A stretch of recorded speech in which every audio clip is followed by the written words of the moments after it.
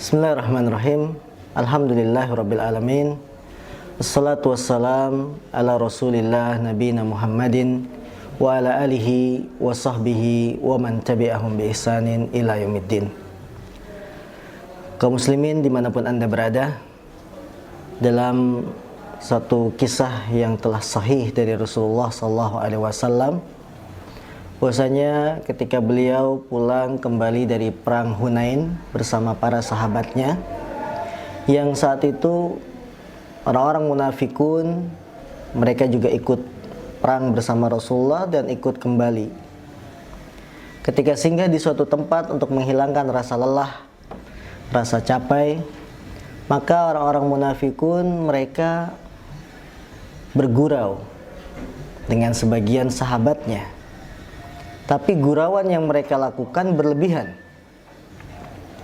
Mereka mengatakan, ma ra'ayna min qurra'ina arghaba butunan wa ajban indal liqa min ashabi Rasulillah sallallahu alaihi wasallam.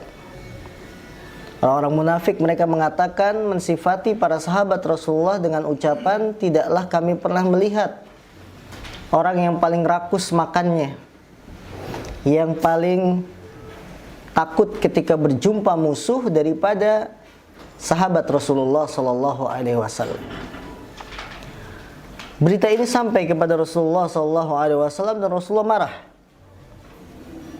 Rasulullah marah mendengar cacian para orang-orang munafik yang mencela sahabat Rasulullah sallallahu alaihi wasallam. Kemudian turunlah ayat yang menegur perilaku perbuatan orang-orang munafik yang mencaci sunnah para sahabat sampai Rasulullah SAW. Allah mengatakan, Qul abillahi wa ayatihi wa rasulihi kuntum tastahzi'un. Katakanlah, apakah terhadap Allah, Rasulnya dan ayat-ayatnya kalian memperolok-olok? Kemudian sampai Allah memberikan hukuman kepada mereka, la ta'tadhiru faqad kafartum ba'da imanikum. Janganlah kalian beralasan, beruzur, sungguh kalian telah kafir setelah keimanan kalian.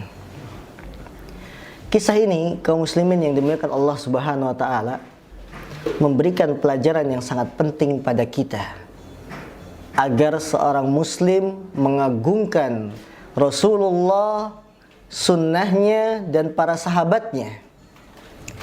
Tidak boleh bagi seseorang menghina Rasulullah sallallahu alaihi wasallam, menghina para sahabatnya, menghina apa yang dibawa oleh Nabi sallallahu alaihi wasallam. Jika seseorang sedikit saja memperolok-olok, mengatakan sesuatu yang jelek tentang sunnah Rasul, misalnya mengatakan orang yang memakai jenggot, orang yang ketinggalan zaman, orang yang bodoh, bahkan bisa mengurangi kepintarannya, orang yang memakai celana di atas mata kaki, kekurangan bahan, orang yang menutup, wanita yang menutup sempurna hijabnya, dikatakan sebagai ninja dan sebagainya. Ini termasuk pelecehan terhadap sunnah yang dibawa oleh Nabi sallallahu alaihi wasallam. Tidak halal bagi seorang muslim untuk mengatakan hal yang demikian. Allah memberikan hukuman, la ta'tadhiru, jangan kalian beralasan. Faqad kafartum ba'da imanikum, sungguh kalian telah kafir setelah keimanan kalian. Maka memperolok-olok salah satu syiar Islam, sunnah Nabi saja, ini termasuk pembatal-pembatal keislaman.